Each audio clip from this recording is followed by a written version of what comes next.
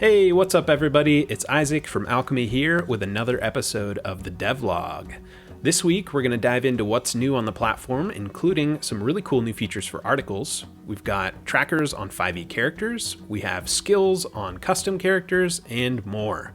We're also going to take a few moments to talk about what the team's working on now and what you can expect to see deployed over the next week or two. And we've got a question from one of you all that came in through our questions form. You can find a link to that form if you have a question yourself down below in the description. Let's go. First up, let's take a look at one of the new universe features that's sure to get the world builders out there excited. We've got the ability to embed characters and other universe objects as links inside of articles now, and have those open up in a modal rather than navigate you out to that object's, for example, an article page. So in here, I've got a few pre-created objects. I've got Timothy 2clicks as an NPC. I have Alderman Abel, who is a pre-made player character. I have a handout for the map of Crystal Lake. I've got the Code of Mechwood item, and I've got a scene for Crystal Lake as well. Let's take a look at how we can embed these in an article for quick and easy access. The first thing I'll do is embed an NPC. And I know that I need some information for that, so I'm going to get that before I go into the article. I'm going to click on this NPC and enter edit mode, and then click copy ID from this overflow menu here. That's going to get Timothy's ID for me to use in the Markdown syntax for embedding a link to Timothy here.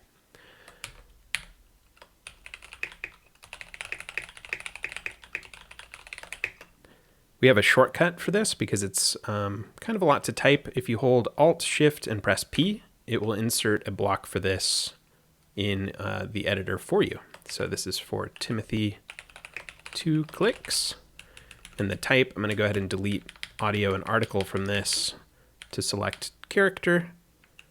And then I paste my character ID into this field here. So similar to embedding an image, you can use the same or very similar syntax to embed a button to a character. Let's take a look at what that looks like when I exit edit mode. Cool, so I have this little button. When I hover over it, it says character, letting me know it's going to open that character sheet. And here it is, Timothy 2clicks, character sheet, all from a button in the article. We can also do this with the other objects from the universe. So let's grab a pre-made. I think I'll just copy each of these IDs right now. We'll go in and copy Alderman's ID. We'll get this handout ID.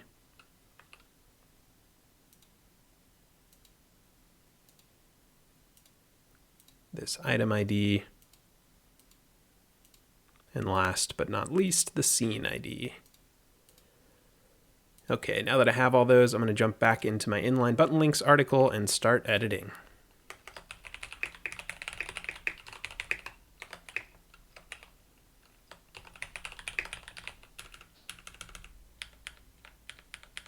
And the type for this one is scene, and we'll paste that scene ID in there. And then we'll move out of edit mode, and there's our button for the Crystal Lake scene. Opening this up brings you all of the details of the Crystal Lake scene. Apparently I forgot to put a description for the scene in here. And you can do the same for everything else that we copied. So we'll take the Code of Mechwood item, and then that ID is on my clipboard here. Code of Mechwood brings that up. You can see all of its good, juicy details.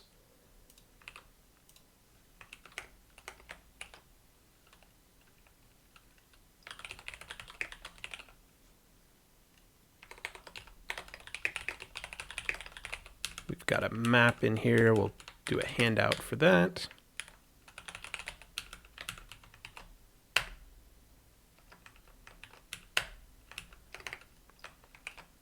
And a pre-made.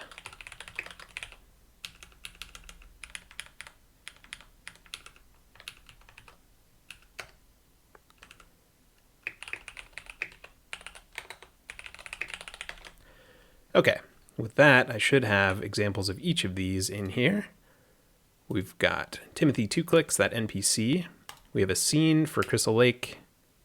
We have a coat of mechwood here, that armor, a handout with a map of Crystal Lake, and that pre-made for Alderman Abel. So all of those items have been embedded in this article using this cool new way to embed modal links to other things. Another new feature in the Markdown editor is the ability to change the color of certain blocks of text. And you use the same syntax for that sort of thing. So I have a few of these on my clipboard here. I'm going to paste in some orange text.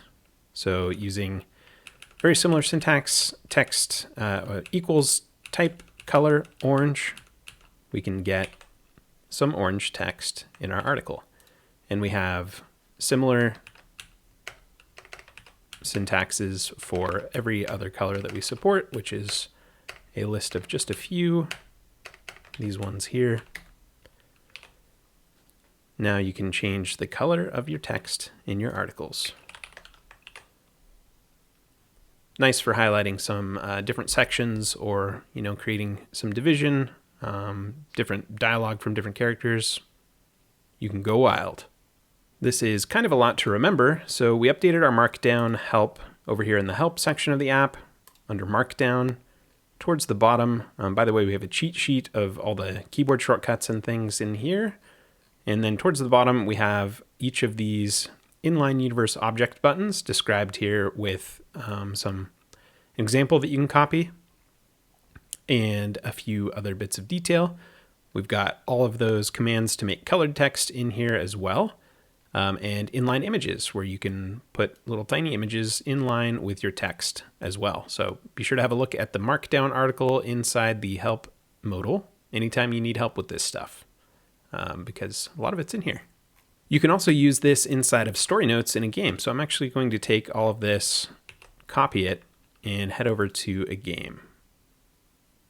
I'm going to create a new game for Devlog 5. 5E. We'll start with the Lost Druid here. And once I'm in here, I'm going to edit one of the scene notes to include that. So no need for that.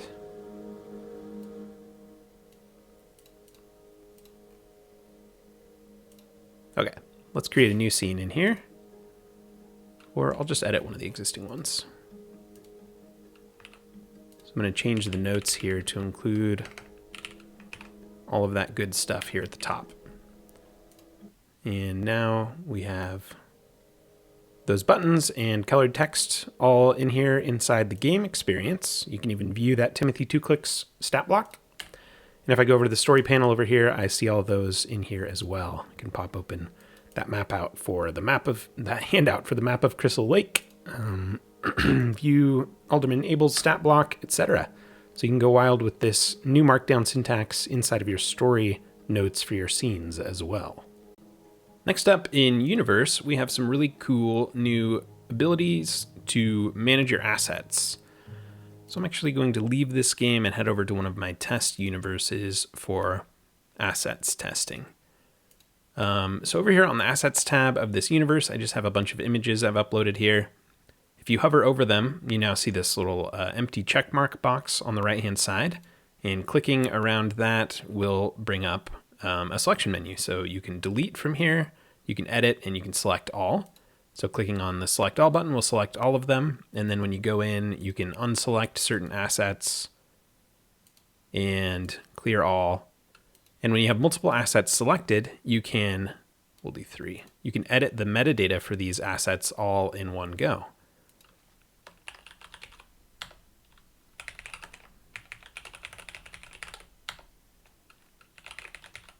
So we'll throw a couple pieces into each of the metadata fields for these assets and save. And now we see for each of these top 3 that I had selected, it shows the artist name is Isaac. And when we click this, we see the test tag that I had created and a link here that will take me to the Alchemy RPG homepage.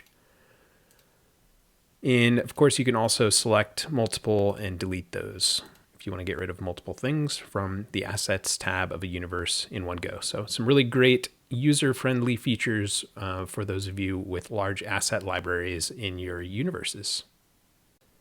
Next up, let's dive into the game experience and take a look at a few of the cool new things there.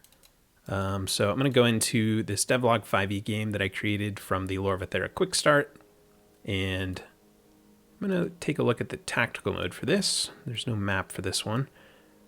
Let's move to a different scene. We'll go to the Cloaked Indosian. So this one, I'll throw a couple of tokens out on tactical mode here. We'll grab a bandit and a Merkwell Rage Cat. And let's throw Maggie Moon out there as well.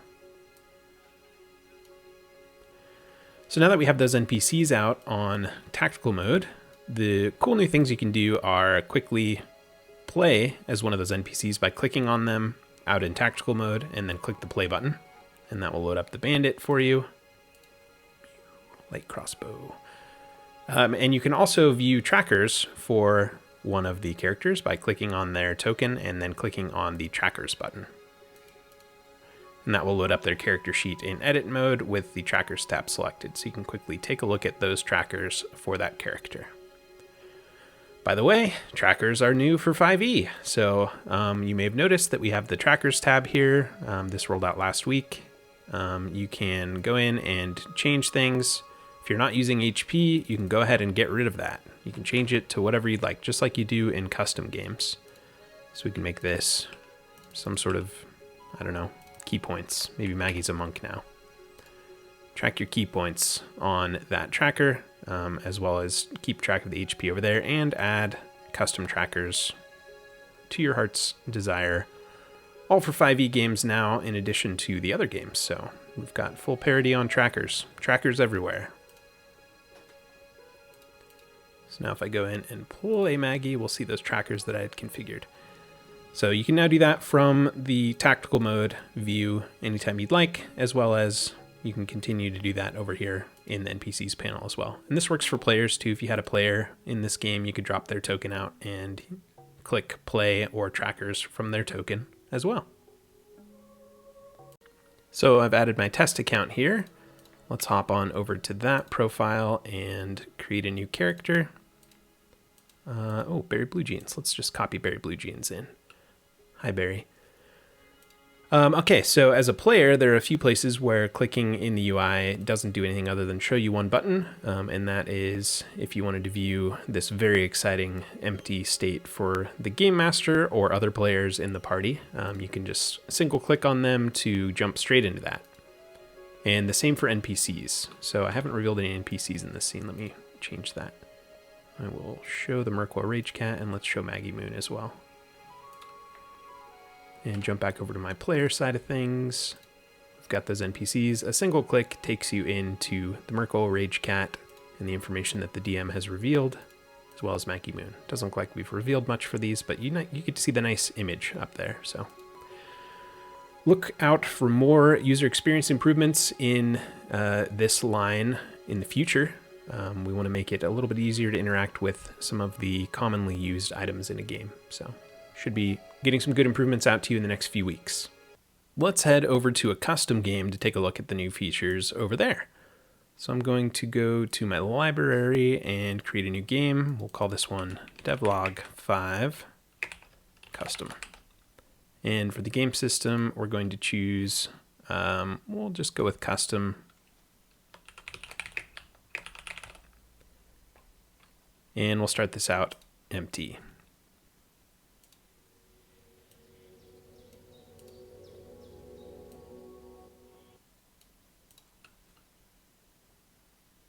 Okay, we'll create a new NPC because NPCs and player characters in custom games use the same sheet. So we'll create a new character here and we will call it new NPC. And the new thing here is the addition of skills to the character sheet. So they are kind of the same as attributes. It's really up to you how you want to use these two different buckets. But you can create an attribute that has a value, and you can also create a skill that has a value. And reference these both from the view side of the character sheet You can see new attribute 2 and new skill 4. And you can also pull these into actions as you're playing that character, or if you're a player character yourself, you can pull those into your actions. So using the dice roll action, we'll make this roll 1d8 plus 0, and you can pull in that new attribute. You can also pull in that skill. You can mix and match. It could just add an attribute, or it could just add a skill. We'll just combine them both here to show a demo of that. So I've saved that action. I'm going to go ahead and roll that and take a look at the details for that. We have new attribute 2, new skill 4, plus our result of 7 on the 1d8 for a total of 13. Very cool. Use those as you see fit to track new skills for your custom characters. Last up this week, we have a very cool new feature in the marketplace. So let's head on over there. The first in our list of improvements to the marketplace is this animated featured banner at the top. So no longer is there just a single static banner up at the top of the marketplace. We can create a carousel of featured items. And as you can see, it's animated and automatically moves to the next one. You can use these pips to go between them if you'd like to, just by clicking on those. And then of course, clicking on the featured banner itself will bring up the details for that featured title, so you can read more about it and purchase it. Pretty exciting update to the universe, and lots more coming soon. All right, that is an overview of what is new this week. There's a bunch more smaller changes and small fixes. Go ahead and take a look at the release notes to learn more about all of those. But let's transition into taking a look at what's coming up next. So a couple weeks ago, we launched this What's New feature, and in here you can view the roadmap for upcoming releases. You can see what's in progress and what's upcoming and what's complete. And we keep this up to date. Every week we're in here making changes. So I'd like to call out a few items on here that we are actively working on. Token scaling and grid adjustments, map scaling, these remain very important items in our backlog. Well, they're not in our backlog anymore. I've been actively working on several of those over the past week. We will have token scaling and grid adjustments before the next devlog. Those will be live sometime in the next week to 2 weeks. Token scaling was supposed to be out today. It's very close, but there's just a few performance considerations to handle there before we ship that out to everybody. We've also got a bunch of exciting stuff set up for the marketplace. As you saw, we shipped the featured banner carousel already, and we're working on categories and scrollable rows in the marketplace. So you'll be able to load up the marketplace and see different categories of things like stories and settings and adventures, different categories of items like that, and scrollable rows within those categories to help you find new stuff in the marketplace. We are also continuing work on our integrated knowledge base. We have a lot of articles written there. Keep your eyes peeled for an announcement on when those will be available to view. And we started on safety tools this week. So we're going to integrate lines and veils, game ratings, and content warnings into the experience. So as a player, you can define your lines and veils.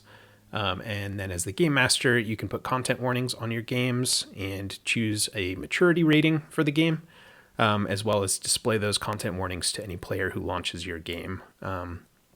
And from within the game experience, you'll be able to quickly and easily see an anonymized list of the lines and veils for the players. So you can refer to that as you're doing your prep or as you're playing the game to see what sorts of topics you may want to veil or avoid entirely. And last but certainly not least, here on the roadmap list, we have camera frames.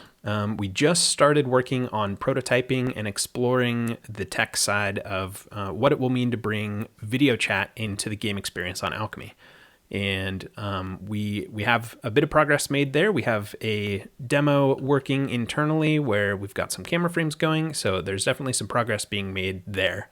I don't have an ETA on when that'll be available or what it will look like when it's available, but rest assured, we are working on that very exciting feature. Let's go into some questions and answers. We've got one question on the list this week, which I have here in my Devlog 5 universe.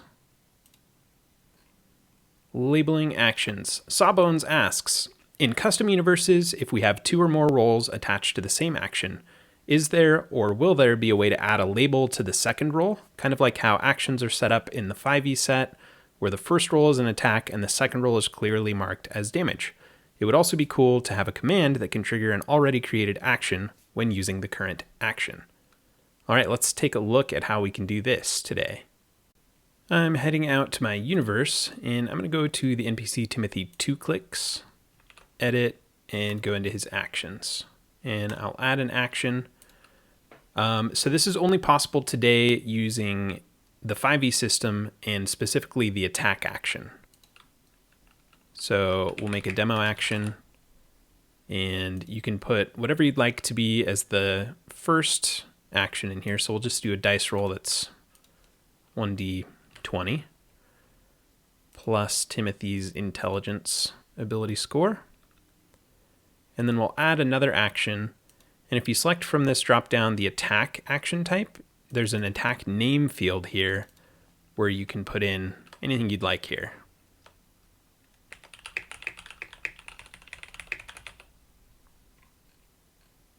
And then we can make this, we'll go with d8 plus strength. Fire damage is always fun. So now we have our demo action, and when we run this, it will roll 1d20 plus intelligence. And then the second part of the action is going to roll this. This one has a different name and everything that's defined here. So we'll go ahead and save this on Timothy. And we're going to go to our 5e demo game for the devlog, enable that universe on it so I can pull that in. We've got devlog 5 here. Now I'll go into the NPCs list. Oops, not initiative. And I'll find Timothy in this list, add him to the scene, play Timothy, and we've loaded up that demo action. Now when I roll that, you'll see the demo action, and then this one has a different name, which was that second attack action that I had chained onto that action. So that's currently the only way I believe that you can do this today, and I know using an attack is probably not ideal for your use case here. We probably want to bring this same functionality to the dice roll action so that it can be used within custom games as well. So I think that's probably what we'll do, is add that field to the other action types in here so you can rename chained actions here. So I'll put that on our backlog. In the meantime, if attack works for you, you can do that today. Cool. Thank you very much for the question, Sawbones, and hope that's helpful for you. All right, that wraps it up for this episode of the devlog. I hope you enjoyed it. If you did, head on down below and click the like button, subscribe for future updates, leave a comment telling us what you think.